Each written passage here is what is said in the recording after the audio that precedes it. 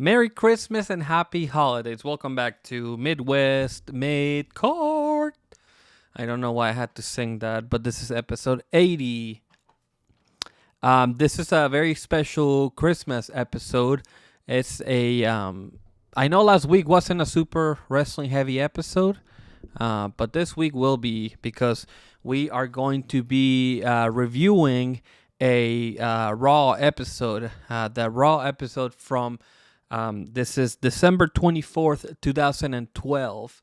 A very, very special Christmas episode of 2012 Monday Night Raw. So if you are wanting to watch that episode of Raw, I recommend pausing the video, watching it, and then coming back to the video so we can properly review this atrocity of a TV show. So first, there was another wrestling happening this past week. We had a Saturday night's main event. So on Saturday night's main event, it was the return to this format, and since like I want to say like '06 maybe. Maybe 7.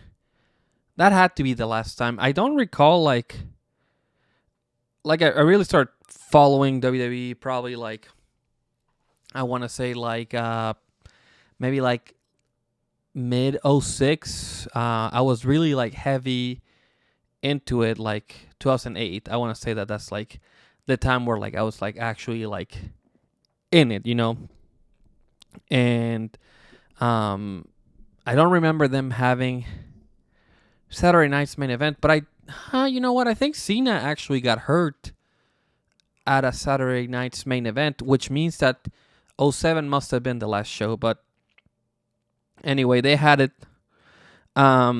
They had this like kind of old school presentation in a way. With the ring ropes, they were red, white, and blue. That was cool. Jesse Ventura was on. He was on like the little like show panel, and then he was on the commentary for the main event. I very closely paid attention to the matches. I want to say they are. I mean, as far as like matches go, I do think that they were mostly like 2, 3, 5 minutes away from being like very good matches. I think most of them like got cut short, especially a match like Io and Liv. I think they were having a pretty decent match, and the main event obviously I think could have benefited from having a little more time. I did enjoy the show. Chelsea Green winning the United States title was cool. The reason why I was paying such close attention to like the actual quality of the matches is because me and my internet friends on this secret group chat we actually have created this what we call the HON, the Healy's Observer Network rating sheet, where we review matches, we give them star ratings, and then we look at an average. I don't have that pulled up today because my setup is a little bit different, but I can tell you that we are watching the matches very closely, and those star ratings will come into play because I do recall, shout out to Patrick the Heel if you're listening to this, he rated the the three-way, which involved his favorite wrestler Damian Priest. He rated that, I believe, 2.5 stars, and I said 3.5 stars. But that is the Damian Priest tax. Either way you want to look at it, you can either say that I'm adding or he's removing. I think the match is worth the 3.5 stars, but I digress. The big story coming out of it was Kevin Owens actually giving a package pile driver to Cody Rhodes after his win. Cody Rhodes did cheat to win in a way. Now, okay, so there's a little bit of discussion about the cheating aspect of it. I don't think he cheated as much as he just said he was going to do. He said, I should say, he did what he said he was going to do. He said that he would stop at nothing to stop Kevin Owens. He said that Kevin Owens was like obsessed with being a champion, and the obsession was like not healthy for him. So he kind of gave him a little bit of ruthlessness, which may not be, a super babyface move to do. But at the end of the day, I mean, Cody Rhodes is a flawed character. We've known this. He's extremely emotional, and he also cares a lot about defending his legacy. Now, one of my biggest things about this is that is this idea that what Kevin Owens, what he did, giving Cody Rhodes a pile driver, taking the Winged Eagle title, which, by the way, made a return. If you're not familiar with the Winged Eagle, it's a classic WWE Championship design. I know it's kind of like a double, what is it? Not a double negative, but it's like redundant to call it a Winged Eagle. I mean, of course, an eagle has wings, but that's the nickname for it. So it's a classic WWE Championship. Cody Rhodes came out with it to kind of tribute Saturday night's main event. It's cool. It's nice. My biggest issue with the Winged Eagle is that it's a little bit on the smaller side. I'm a big fan of the Big Eagle, which is the Attitude Era title. If you're watching the video, you can see it in the background of the video. I'm a fan of that one. Personally, I would have preferred something like that, but I understand they were trying to do that like new generation era, kind of stuff with the old school look. So Kevin Owens stole this title. They had this Netflix event to like promote Raw going on Netflix at the WWE headquarters. He showed up there. He was talking his shit. His mic got cut out, and it just made me think of like all the possibilities that we now have for WrestleMania, as it stands now with Kevin doing all this fucking heavy lifting and having Cody being still in like a feud with him. It just makes me think of like Cody Rhodes could easily go against, like a Kevin Owens at WrestleMania, or like a CM Punk, or like Randy Orton, or like John Cena, or even if he wants to show up against Dwayne Johnson. On the other hand, you have somebody like a Roman Reigns, Roman Reigns could easily go against CM Punk. He could go against Drew McIntyre. I don't see him against Kevin Owens as much, but sure, Kevin Owens, he could have a match against him. He could have a match against The Rock. He could have a match against Cody Rhodes. Somebody like Seth Rollins, I think the path for him right now seems to be CM Punk, but maybe they kind of just end that. If the interest is not there for the Mania match, I still want to see it, but I don't know how, every other fan is going to feel about it. But, Seth Rollins against CM Punk, or, Seth Rollins against The Rock, I know it's a little bit more far-fetched, but there's still, like, something there. You could easily do, Kevin Owens versus Sami Zayn. You could do a lot of things. And I think there's a core of a couple guys. In my opinion, you could grab Roman Reigns, CM Punk, John Cena, Cody Rhodes, Kevin Owens, Sami Zayn, Gunther, and in parentheses, The Rock. You could grab all those guys and you could just mix and match, and you could have title matches for WrestleMania or just big matches for WrestleMania. I think that, you could create one, two, three, at least 4 matches out of that, or like 3 or 2. Again, and I think most combinations of those guys will give you a pretty big match, and that is a good problem to have. I'm excited as to like how early we're thinking about Mania, because typically this era, I shouldn't say this era, I fucking hate that. This period in WWE is normally very slow, and as you'll realize with my review of that old Christmas episode, it's they just kind of do whatever, and I don't think they expect people to like be super tuned in. So it's nice to have something again to look forward to. January 6th, Raw on Netflix is going to be a huge episode. Already confirmed CM Punk versus Seth Rollins.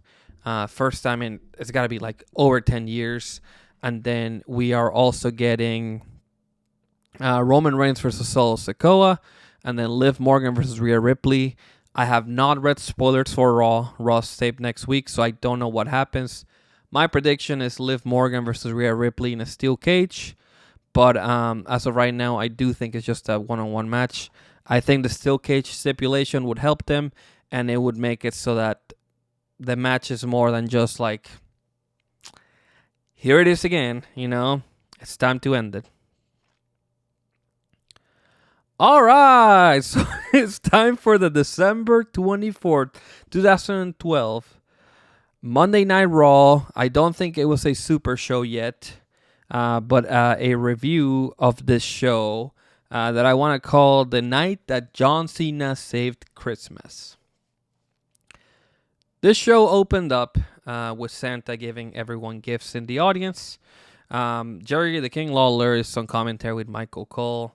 He says, I hope he brings me what I asked for, Santa's list with naughty people. Alberto Del Rio's music hits. They kind of do like a hard cut to the crowd, and they come back to like where Del Rio is, and he fucking hits Santa Claus with his car, man. I'm trying to remember, but I think that Alberto Del Rio turned babyface like the week before, maybe. I could be wrong, but I remember when I watched this, because I was watching Raw at the time, of course, it just felt a little weird to me. But Ricardo Rodriguez, his personal ring announcer, is freaking out. He's like so fucking distraught. He's like having the worst day of his life. The doctors come out. They put Santa Claus on a stretcher. Commentary is just dead silent. They're not saying anything. They're just treating this like it's a complete fucking like just real as fuck. Again, they put Santa on a stretcher as he's like kind of like they're like getting him off. He does the classic thumbs up to the crowd. The crowd is cheers. They're happy that that it's okay. And we go to commercial. And when we come back from commercial, they have the ramp set up, and it just looks like a crime scene. They put like the yellow tape. The car is still there. I don't know if the car is supposed to have a dent, but whenever he hit Santa, Mick Foley took a bump. I mean, he got hit by a car. I don't know how the car is going like 2 miles per hour, but like he still took a bump, unless they like did like a body double or something. I have no idea how they pulled that off. But the tree kind of falls on his head, and I don't know. The car is sitting there. It's a white BMW, and the hood of the car is like kind of like half open, and I think they did that just to make it look like he got some damage after he hit Santa. They recap again the event. This is the first recap out of many recaps that we're gonna see on this show. Go back to backstage. Everyone in the undercard is there, like just like the most random people. There's like the primetime players, the Usos, like all of the fucking Diva roster. They're backstage waiting outside of this room, and they're just kind of like talking to each other. And Booker T comes out of the room, and he's like distraught, and he says he's about to say something. Everyone is talking, and they get quiet. And Titus O'Neil is like, "My kids, man." Booker T is just like, I'm not gonna sugarcoat this. Cena's down, but the show must go on. Del Rio comes out, and everyone's just fucking like just starts yelling at him. They're like, "You motherfucker!" And Cena is like just fucking chewing scenery like I've never seen him before. He's like, "What did you do?" Del Rio is like, "It wasn't my fault." He's like, "Everyone knows where I drive my car, like every week." And I mean, I don't think Santa Claus. I mean, I don't know if Santa Claus is tuning to like Raw and SmackDown, but how is he supposed to know? You know, I think Del Rio is being a little bit unfair to Saint Nick. Cena is like, Saint Nicholas is a saint. Again, just fucking hamming it up for no reason. I go just absolutely going crazy. So apparently, before his on his last dying breath, Santa Claus books a Miracle on 34th Street fight. Is John Cena versus Alberto Del Rio. Del Rio walks off, and Booker T is like telling Cena, he's like, "You gotta do it for Santa, man." And then the whole, like, everyone in the fucking Midcard is like, Santa, Santa, Santa, Santa. While this is happening, Cena is like, Santa! And Booker T is like, he has this fucking smile. He's like just trying so hard not to break. And he's doing a terrible job at it. But anyway, the main event is booked for the night. They go to commercial, and when they come back, 2012, Cody Rhodes is here. He's got the mustache. I don't know how long he's had it, but they recap that Cody got hurt during a match with Team Hell No. Kane did like this, like, I don't know, it's like a back body drop, I guess. I think that's the move. And Cody landed on his shoulder, and apparently he tore like a muscle on his shoulder, and then he also separated his shoulder. So he's getting revenge for Kane for doing this. Kane is out here. He's got the fruit roll-up gimmick mask. He's got the fucking penny belt. It's just absolutely fucking disgusting. Michael Cole says Kane is upset because he has a very special relationship with Santa. I don't know what he meant by this. They don't really elaborate it either. So Jerry Lawler says, I understand his mustache, referring to Cody, is hair transplanted from his chest. I did note here that he's fucking insufferable, and he's worse than I remember. So Cody does a drop kick from the top rope, like a missile drop kick, and Jerry Lawler says something like, "Oh, mistletoe drop kick." There's a lot of these fucking jokes, and they just never get better. But this is commentary the whole night, just them cracking fucking Christmas jokes. I just know that Vince is just sitting in the fucking backstage area, just feeding them this shit, and it just makes me like irrationally angry. But anyway, Cody's the match kind of culminates, big word. Cody's trying to like untie the turnbuckle, and he finally gets it off. After he does, Kane throws him into the turnbuckle and then hits a chokeslam for the win. The match it's a TV match, you know, it's fine.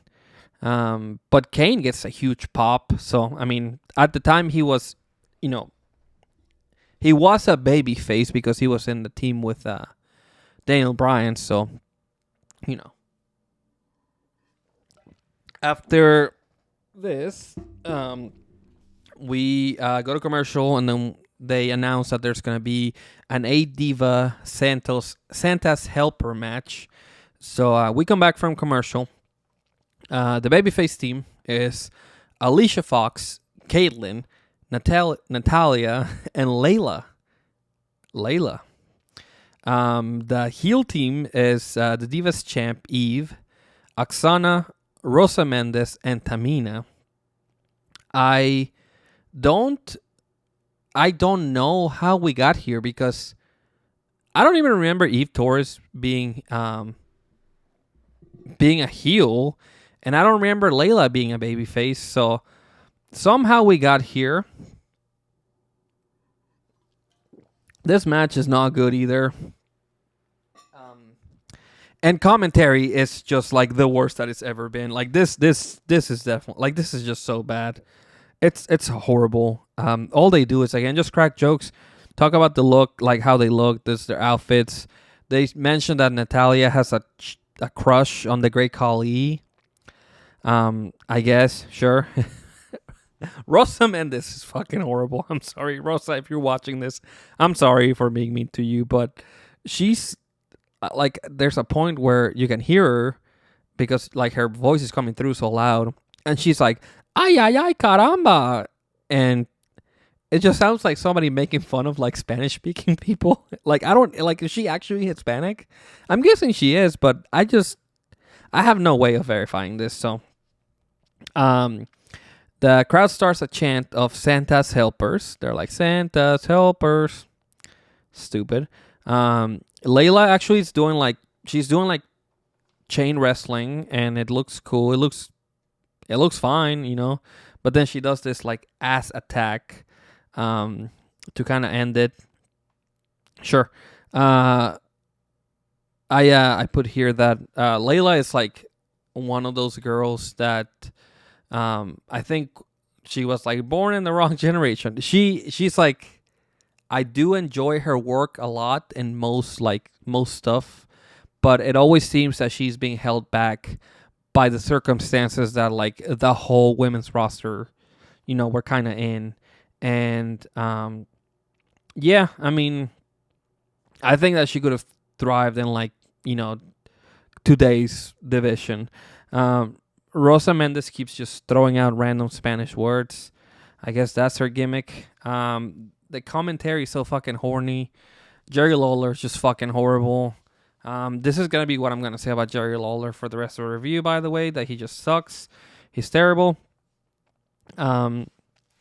They, at the end of the match, which is common with a big 8-man or 8-women match, especially an 8-women match at this time, you know, around this era, they all kind of hit big moves, and then Caitlyn gets the win. By far the best part of the match. And again, this is none of the girls' faults. This is the only women's match on the card, and it's just not good. But the ending was fine, and yeah, they celebrate, and that's the end of it.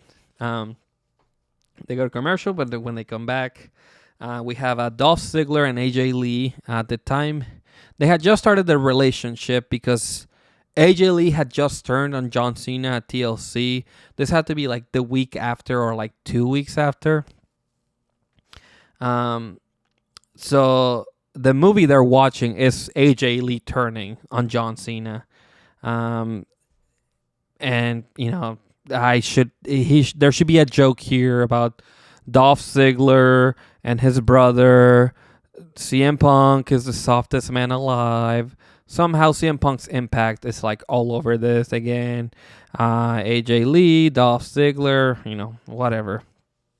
Moving on, we get our second Santa update. They tell us what happened, and then they show the crime scene. Michael Cole says, "We understand that representatives of the North Pole have been called." Whatever the fuck that means. Matt Striker is outside of the doctor's room, and they have this like EKG machine, the one that goes beep, beep, beep. And he says, "No update on Santa's condition." All right. Thank you, Matt Striker. Next up, we got this Lumberjack Frost match. It is No BS Paul White versus Big Shamo. This is actually the Big Show versus Sheamus. The Lumberjack Frosts are the Usos, Brodus Clay, the Primetime Players, which is Titus O'Neil and Darren Young, 3MB, which is Jinder Mahal, Heath Slater, and fucking Drew McIntyre, and then also Tensai. Big Show comes out. Well, it's the Big Show. Whoa. Big Show is the World Heavyweight Champion. They still have Big Gold back then. And now that I see Big Show with the title, maybe Del Rio's turn wasn't until like after. I remember. So Alberto Del Rio beat Big Show in like a last man standing match, and I think that's when he turned face. Like the crowd cheered for it. He like buried. Big Show is a heel, and he buries him under like the commentary table, and he wins the match. I remember that it has to be here, unless it's like a different time, but like it has to be here. So Sheamus comes out. He comes out to fucking redden in my face. It's a shameful thing. Lobster head. Huge pop for Sheamus. And I don't know if it's the piped in cheers or what, but they just fucking go nuts for him. Commentary tells us that Santa Claus is not real by telling us that Big Show would be a good mall Santa. Thank you for telling us that mall Santas are not the real Santa Claus. While Big Show is like, he has Sheamus on some sort of rest hold, he starts singing Rudolph the Red-Nosed Reindeer. I didn't pay attention very closely to like the lyrics if he changed them, but he's singing. Sheamus hits fucking white noise, and it's just insane. The action spills over to the outside. The Lumberjacks start fucking brawling, and after the brawl, they go back in. Big Show is about to go for a knockout punch, and Jerry Lawler says, "You're supposed to go to sleep early on Christmas Eve." Sheamus dodges the move, and then he hits Big Show with the brogue kick. And Big Show, to his credit, he sells this shit. Like, he sells the shit out of this. He gets hit with it, and he just kind of stands, and he like fucking tumbles over like a big ass tree. I just fucking, it's great. It's awesome. It's good job, Big Show. Right after the bell, all the Lumberjacks come inside the ring, and then they start fighting. The baby faces get the upper hand, and then Sheamus celebrates with the baby faces. He puts a Santa Claus hat on, and we move on to commercial. Next, there is a recap of the Tribute to the Troops show, and out of the context of what this is, it's just like insane. So The Miz is interviewing Kermit the Frog. I don't what was going on Raw? What were they trying to do? What were they doing?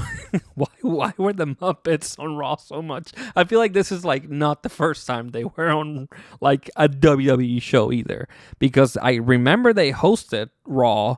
Sheamus was a babyface because him and Beaker, I think, were like cousins or brothers or something. So Miz is interviewing Kermit, and he says, "I have a question. I need to ask you about a woman. I need to know if you are married or if you're just, are you just together or what's the deal?" Kermit says, "It's still," that's not a good Kermit voice. I'm not even going to try. He says, "It's still, don't ask, don't tell." And then the fucking laughs. The crowd, they do like a pan to it. It's just, production is so fucking bad. Kevin Dunn is fucking gonna go to hell. Miss Piggy comes out, and Miss asks again. He's like, "Kermit, do you love Miss Piggy?" And he says, "Well, I'm just a simple pig or a simple frog, and Miss Piggy's a simple pig." And he just avoids the question. This fucking shithead. Damien Sandow comes out, and he's like, "Oh, this show is an embarrassment." Miss Piggy is pissed, and she tries to slap Sandow, but then Miss is like, "Hold on, you're a lady, a respectable lady, so let me handle this." He fucking punches Sandow. Thankfully, this recap is over, and I'm glad that I didn't have to sit through that, because this show is already a fucking chore. This was a mistake, I'm just saying. We're back in the ring. David Otunga, man, holy shit. He's a lawyer, as some may not know. He says, "I'm the only person qualified to speak on the matter of Santa Claus being ran over." Otunga is actually trying to stick up for Del Rio. He says that Del Rio is actually just doing his contractual obligations, and Santa Claus is guilty of vandalism, breaking and entering, and other things. This actually the music plays and it's radio. It's Zack Ryder's here. Zack Ryder, man, big pop for Zack Ryder. He says something along the lines of the man that says ho ho ho is back there, and now you have a match with the man that says woo woo woo. You know it. Michael Cole is making fun of Zack Ryder. He says that he calls himself the internet champion. And he says that he believes Santa Claus is real still. Again, revealing Santa Claus is not real. Not a good look.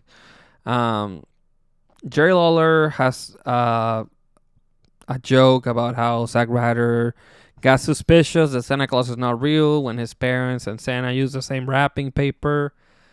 This guy's just fucking horrible. Otunga, he is calling he's like yelling at Ryder, but he says, "You interrupted my promo," which is like a no thing to do under Vince McMahon. So Michael Cole tries to salvage it, and he says, "Oh, he said that he came out here to interrupt David Otunga." So here's the thing about Zack Ryder. I like Zack Ryder. I was a fan of him back then. I'm not this like huge fucking, what were they called? I guess a Rough Rider or like a Zack Ryder fan or like a whatever. I bought into the hype of the true Long Island story. I try to be broski of the week. But there's something about Zack Ryder.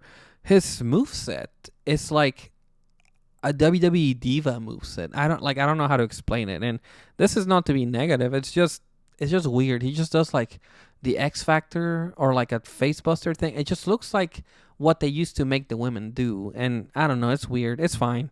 He hits a Rough Rider for the win. I did want to point out, because I just saw Chelsea Green hit the Rough Rider. The way that Chelsea Green hits the Rough Rider is very different from the way that Ryder hits it. They're both this like leg lariat, but Ryder kind of like climbs over them and hits them on the way down, while Chelsea like attacks them. It's almost like Ryder does a leg clothesline, and Chelsea Green does like a proper leg lariat. I could tell that they were piped in cheers whenever not that Zack Ryder wouldn't get a reaction, but I could tell the cheers were piped in because it just sounded weird. Zack Ryder gets the win. We go backstage. Booker T and Teddy Long are watching TV, and they're actually watching it at like a proper angle. They're not like, doing the classic like over the side view. Booker T says, of course, the week that Vicky goes on vacation, Santa Claus gets ran over. I guess Vicky Guerrero was maybe the GM. I don't have memory of this, but sure, I think she was still with she was probably with Ziggler. I don't know. It seems like she was with Ziggler like a long time before. I don't know, because Edge retired in 2011, and I think he had the match with Ziggler at the Rumble, and Ziggler was with Vicky. I don't know. I have no idea. Teddy Long says, yeah, it's true that, this happened, but at least David Otunga just lost. Fucking Brad Maddox comes in. If you don't remember Brad Maddox, he was this character that was introduced to, I think just Raw. He was a ref that was like a crooked ref that helps CM Punk win a match to defend his title. So Brad Maddox comes in and he puts his hand over Teddy Long's shoulder, and Teddy's just like, you don't know me like that. He's just fucking disgusted. And listen, I get it.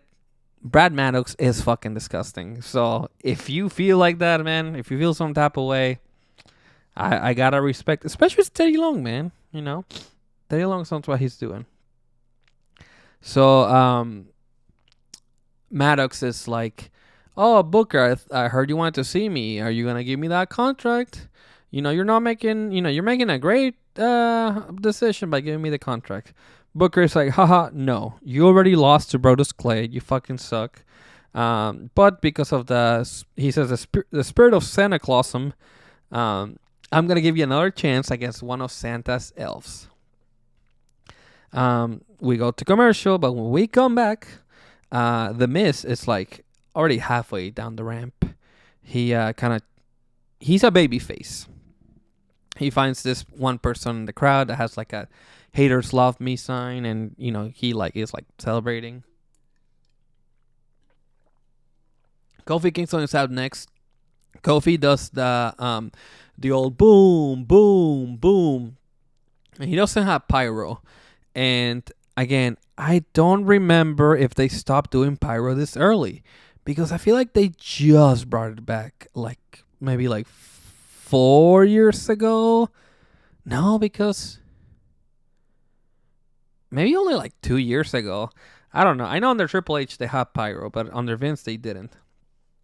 And so Kofi doesn't have pyro. But also like the stage has like Christmas trees and like gifts, so that could be what's going on here. Antonio Cesaro, which I believe is the United States champion, and Wade Barrett, they get jobber entrances. They're already in the ring. Even bigger jobbers than fucking The Miz. Jerry Lawler makes another bad joke. At this point I just gave up making notes of them. He fucking sucks. He just sucks. This was commentary. This was just commentary. Again, there's jokes and jokes and jokes and Christmas and fucking the mistletoe and what am I gonna get for Christmas, and I don't know. It's bad. It's like unlistenable. I'm sorry. I remember listening to like Solo Monster Sounds Off. Shout out to Solo Monster. Do his like raw reviews, and he just would constantly say shit like, I just wish that there was a way to shut the commentary off, to switch it to like a different somebody calling it differently on like the WWE network. It was very funny. So Kofi Kingston takes the heat for most of the match, and then the fucking Miz comes in with a hot tag, and Wade Barrett also comes in. At some point, like the finish is Miz kind of pushes Wade Barrett onto like the bottom rope. When he lands there, Kofi hits him with the fucking Trouble in Paradise. It's beautiful. He hits him so nice. He like bounces over to Miz, and Miz hits the skull crushing finale. It's like a really great like tag team finisher. I mean I liked it. I think the match was fine. This probably been the best match of like the night so far, and it's no wonder because it has Wade Barrett, Antonio Cesaro, Kofi Kingston, and The Miz. And some people may not like The Miz's wrestling, but sometimes he puts his working boots on. I do think that as far as TV matches, we've come such a long way. I mean, even then, like this was nothing. This was a nothing match. And now we're just like if this match happened today, there would be a fucking outrage about the match, because it's just like such like wrestling is at such a high level now. Even like TV wrestling, it has to be like, like at least like a decent, like a 3-star match for people to like accept it. You cannot have like a TV match anymore. Like that doesn't really exist. So anyway, we go backstage. AJ Lee is like has her hands over Ziggler's eyes, and she has like a surprise gift for him. He looks under the tree, and it's the Money in the Bank briefcase. They are this segment kind of this broke me. I do think that AJ Lee and Dolph Ziggler are both good wrestlers. I just don't think like the dialogue in this is like it's like fucking porn. It's like porn. That's what it is. It sounds like a porn movie. It's exactly what it is. It just sounds like it, and it like freaks me out because it's like it's so bad. It's just terrible. It's just terrible, man. And these people are like they're better than this. But Ziggler gets the briefcase, and she's like, AJ Lee's like, oh, you beat John Cena, you push him up the ladder, and Ziggler's like, oh, thank you for this. How could I even repay you?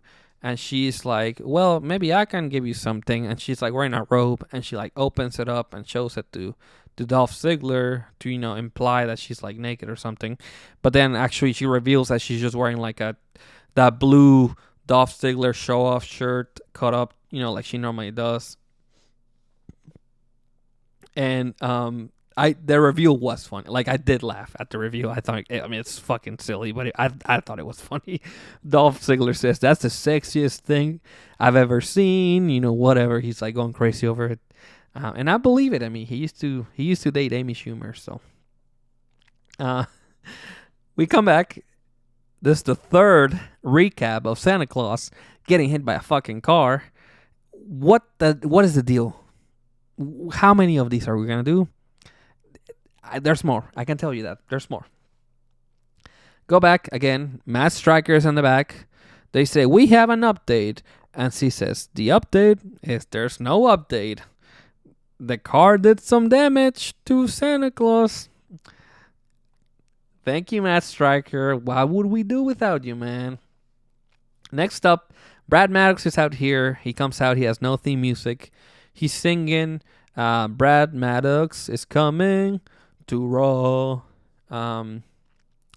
I do wonder what were they gonna do with Brad Maddox after he eventually, I think he earns a contract, and because this is his whole thing, he's trying to get like a Raw contract. I think he earns a contract, and after that, I have no fucking idea.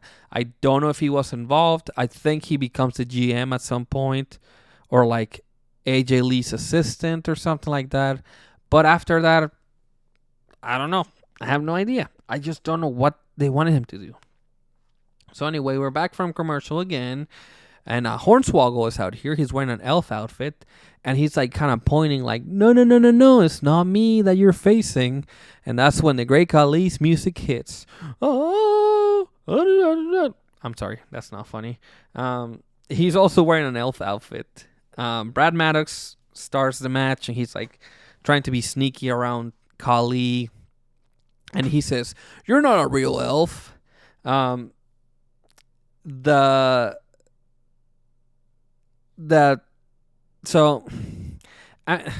match is so fucking stupid, but Brad Maddox is outside of the ring, and Hornswoggle just gives him like a seated senton. And the ref just doesn't give a shit. He should disqualify him, but he's like, it's fucking Brad Maddox. Who gives a fucking shit? He just lets it happen, man. Khali mostly got offense.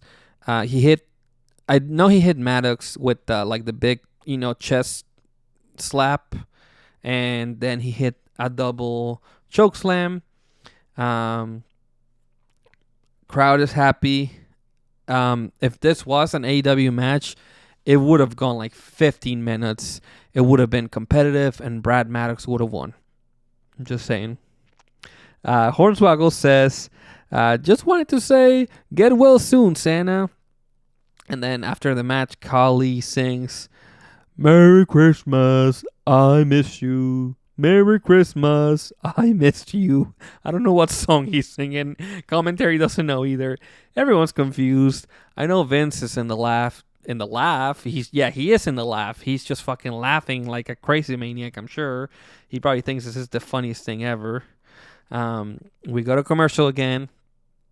And the WWE champion, CM Punk, he's out here. He's on crutches. Paul Heyman is with him. He's like holding the title, doing the whole gimmick. Punk, I don't know if he's injured or not. He is in crutches, of course, but I don't know if this was a work or not. He's selling the leg. He's like having the hardest time getting in the ring because he doesn't want to step on the leg. I think it's his knee that's hurt. He's wearing the boots or the knees to faces shirt, which is a parody of the old boots to faces shirt that The Rock used to wear. Punk opens up by mocking Khali. He's like, Merry Christmas, I love you, or I miss you, or whatever he said. He said that guy must have been from Pittsburgh because No, he was fucking dumb or nobody could understand him or whatever. Pittsburgh chants for the Steelers. Ugh. He says, I'm from Chicago, or CM Punk says, I'm from Chicago and I'm not stupid enough to root for losers like the Cubs. And you all root for losers like the Steelers. Valid. Punk says Christmas is ruined because he's injured and because Ryback caused it to be ruined. He says Ryback ruined Christmas. He ruined Hanukkah. He says Ryback is getting rewarded for injuring the champ with a match. He said he has nothing to do with Brad Maddox helping him or the Shield helping him retain the title. Punk is still just giving the crowd shit. He's just being a heel. Paul Heyman grabs the mic and says, do not boo CM Punk. He's the reigning defending champion. CM Punk starts going crazy. He's like, Ryback, I'm better than you in one leg, two legs, one arm tied behind my back. This causes, Ryback to come out. Yeah, I mean, they had piped in cheers, so I don't know. I remember Ryback being fairly popular. I was never a Ryback guy. He just didn't do it for me. I'm sorry. So he comes out and Heyman is like, I'm going to sue you, Ryback, if you attack CM Punk because CM Punk is not cleared to compete. Ryback says he already got what he wanted. He said he has a match scheduled with CM Punk in 2 weeks, and it's a TLC match. And again, if CM Punk is actually hurt, you got to think of he's hurt. He says he just had knee surgery, and then his first match back, it's a TLC. If this is true, no wonder this motherfucker left. Because this is crazy, man. So, we go to commercial, and Daniel Bryan comes out with the old theme. I actually did like the little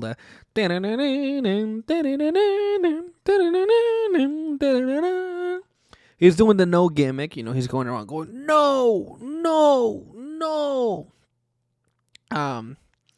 While I was trying to compile information for this show, I was looking at the pictures from the show, and Daniel Bryan is he's big. I mean, you if you know what he looks like now, he's never been like a body guy, but if you look at him then, he's and if you're watching the video, it's not gonna make sense, but he's just stocky. I don't know. He's not quite Eddie Guerrero, but he just looks big. It's a good look on him. I like it. I didn't write a lot of notes for this match because I actually was just legitimately just enjoying the match for the most part. And I mean, it's a Daniel Bryan match, so he's facing Damien Sandow. That's another guy that I just never got. Also, they do this gimmick at the beginning of the match where Bryan's going no, and then Sandow saying silence and no, silence, no, silence, and eventually no. Bryan gets he gets one over on him. He eventually catches him lacking, puts him in the crossface. Again, just a fine match. Not a lot of things to say about this match. Is worth watching. This was the first time during the whole show that I realized that there had not been a single match that had gone multiple segments. No match was ever interrupted by a commercial, and I don't know if it's the Peacock, replay, but every single match was before commercials. So, I don't know. Yeah, I mean, Bryan won. The match was fine. It was short. And just Damien Sandow, he just wasn't him, man. He's just not him. He's not that guy. He was never. He's never going to be. Next up, we got this 12 Days of Christmas 12-man match. Also known as Get All the Midcard in one match. So, when we come back from commercial is Brodus Clay, everyone's favorite dancing fucking dinosaur. He... So when the match, before the match even started, I knew what it was going to be. It's like a quick match, and then at the end, everyone hits their finish, and then we get a big puff for the baby faces. So it's gonna play out exactly how I told you. If you watch it, that's what's going to happen. A little bit of offense and, then that. The babyface team was Santino Marella, Tyson Kidd, Justin fucking Gabriel, Jimmy and Jey Uso, and Brodus Clay. While the heel team was Lord Tensai, the Primetime Players, Darren Young, and Titus O'Neil. 3-man band, which is Jinder Mahal, Heath Slater, and Drew McIntyre. Just insane combination of people. Just looking back now, Drew fucking hates Jay, so it's just weird to see them in like this setup. Tyson Kidd and Darren Young had like a little back and forward, and it's fine. It's cool. I just watched Darren Young on that New Japan Strong Style Evolved show, so it was just weird seeing him now, and then seeing him then. It's like night and day, man. A-Train comes into the ring and he's just fucking horrible. He's awful. Lord Tensai, sorry, A-Train, Albert, Matt Bloom, man.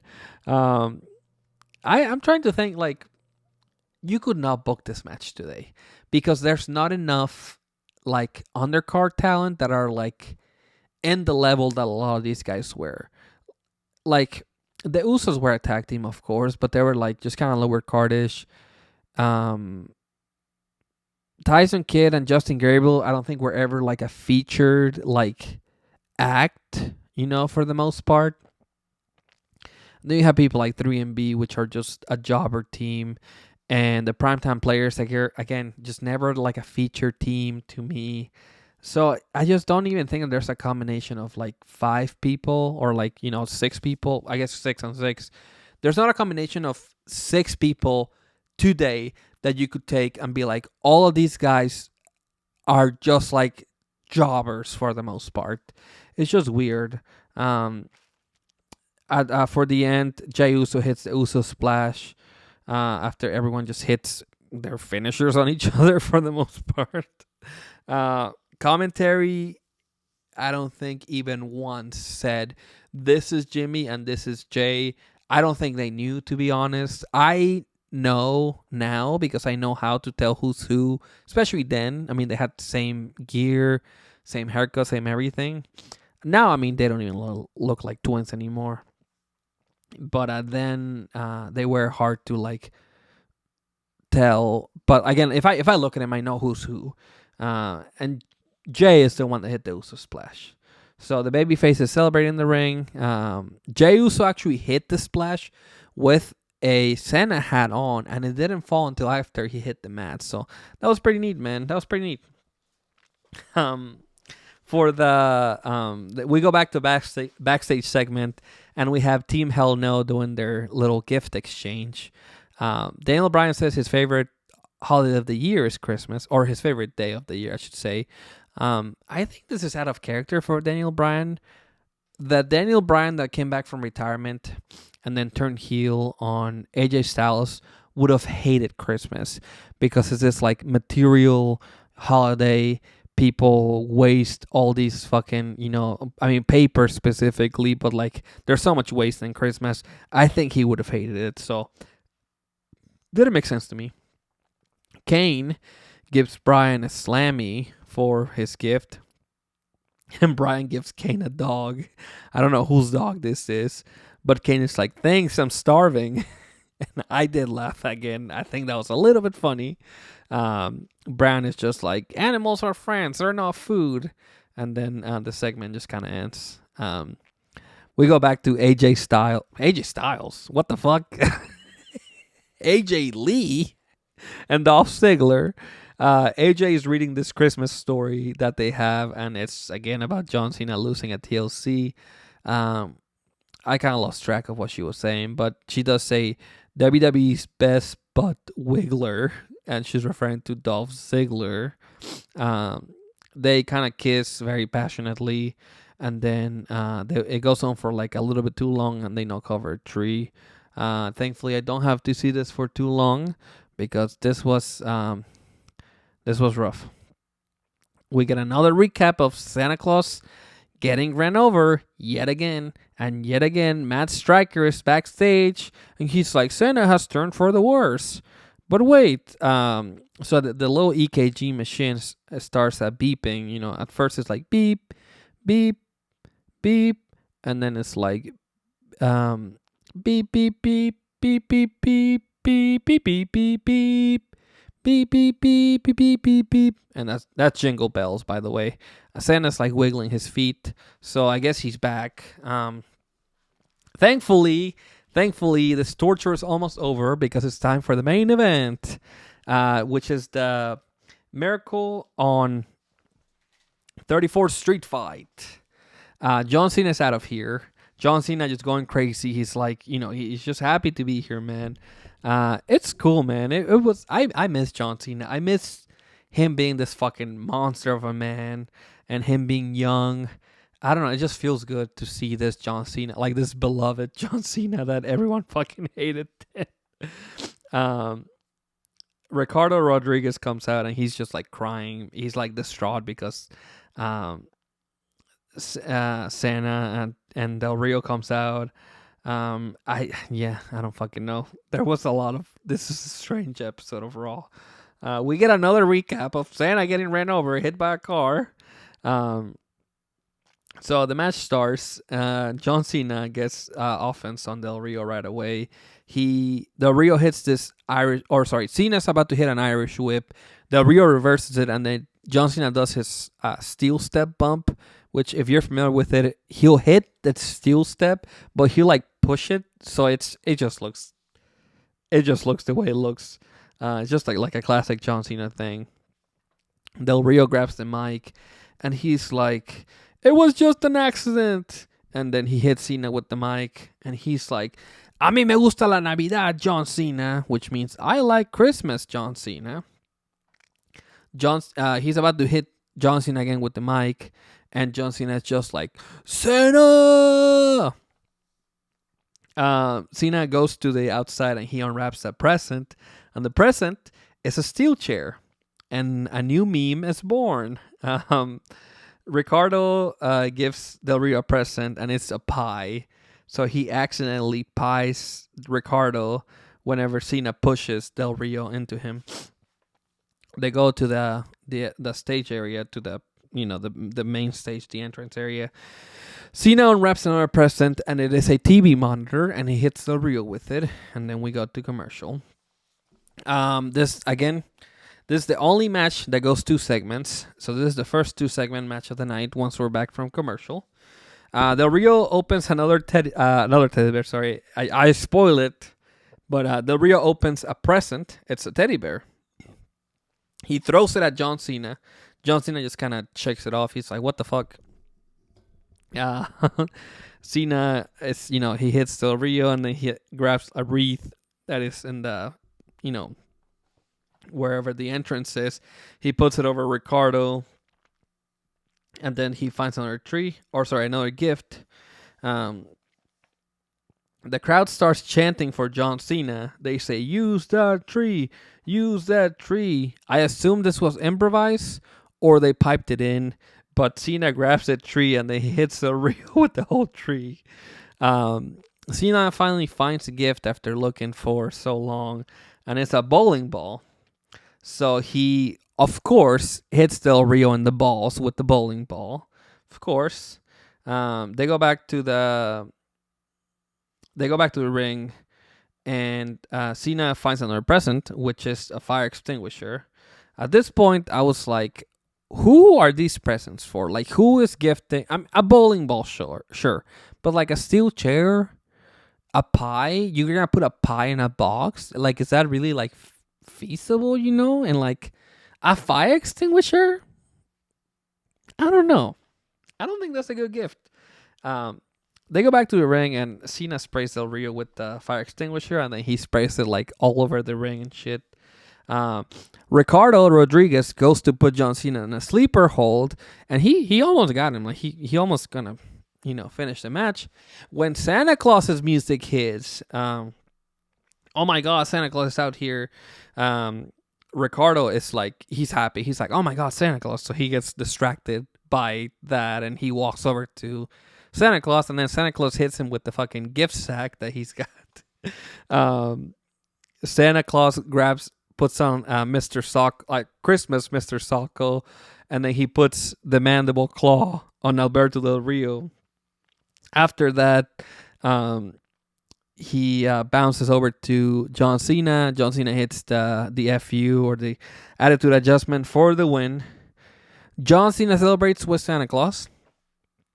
And it's very obvious that Santa Claus is actually Mick Foley, so I'm sorry to break the illusion.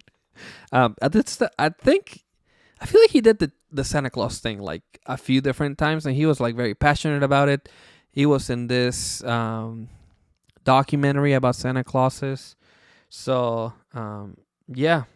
I mean, once the show ended, I was so happy. This was not good. This was a chore to get through. Raw back then, it was just not good. Especially this one, and this is like a horrible one to look back on, but what the fuck was this? Like, actually, what the fuck was this? I get that, like, it's literally Christmas Eve, and a lot of people may not be watching Raw specifically, but like, it is a popular day to just like stay inside and just hang out with your family, and they put you this fucking whatever. I think it's cool that it was such like a Christmas heavy episode, but I don't know, it was goofy. It is charming at times, I can't say that I sit here and be like, this is everything's dog shit. It's I think it's bordering on so bad it's good. But yeah, I mean, I can't believe I stuck around for all this. So we're gonna go ahead and wrap it up for this very special episode. I hope you enjoyed this review. If you like the old show reviews, we can revisit this one day maybe. I enjoyed having to like endure a bad episode. I do like bad wrestling, so that's gonna be it. If you like this, make sure that you subscribe, make sure that you leave a like, leave a comment on YouTube. Follow me on social medias, Twitter, Instagram, and of course TikTok. You will get the TikToks up there. So we're gonna leave it right there. Make sure you live, laugh, love, and wrestle. Merry Christmas, happy holidays. I'll see you next week.